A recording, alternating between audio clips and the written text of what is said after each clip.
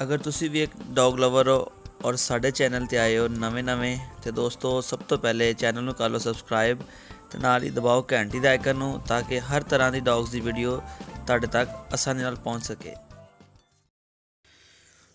अस्सलाम वालेकुम फ्रेंड्स, सत बिस्मिल्लाह, वेलकम तुहाडे अपने यूट्यूब चैनल पंजाबी शौक ते सब तो पहले तो जेडे दोस्त अपने चैनल ते नवे ने चैनल को सबसक्राइब कर लैन ते नाले बैल आइकन नूं प्रेस कर लैन ताकि हर नवी वीडियो का नोटिफिकेशन यानी कि एक मैसेज तुहाडे तक पहुँच जाए कि सलान भाई की नवी वीडियो आ गई है।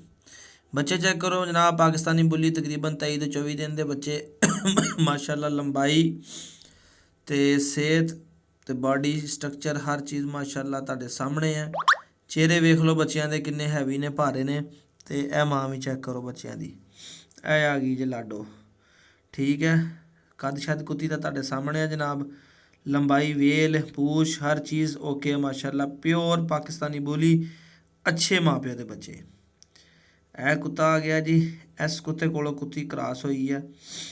यह देख लो माशाल्लाह, कुत्ते का सिर, लंबाई, वेड हर शय तुहाडे सामने है जनाब, तुहाडियां अखां दे।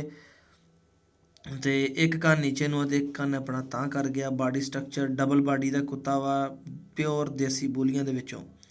हाइट भी, सिर भी, हर चीज़ तुहाडे सामने। और माशाल्लाह अगे तुहानूं बच्चों च देखो रिजल्ट भी नज़र आ रहा जे। ये बच्चे फॉर सेल आ, नंबर स्क्रीन ते चल रहा वा। पाकिस्तानी बुली है प्योर, 3 बच्चे आ, तिन्ने नर ने। जेड़ा भी कोई दोस्त भी लेना चाहे साडे नाल राबता करे, इंशाल्लाह विद कारगो हो जाएंगे जनाब। चेक कर लो बच्चों के हड्ड पैर सिर वेख लो। ये तकरीबन अजे 23 तो 24 दिन के बच्चे होए आ पूरे महीने के भी नहीं होए। तो बच्चों की सेहत, लंबाई, कद, नस्ल तुहाडे सामने है जी। जेड़ा भी दोस्त वीर इंटरस्टड हो राबता कर ले तो इंशाल्लाह ताला तुहानूं अपना पपी मिल जाएंगे।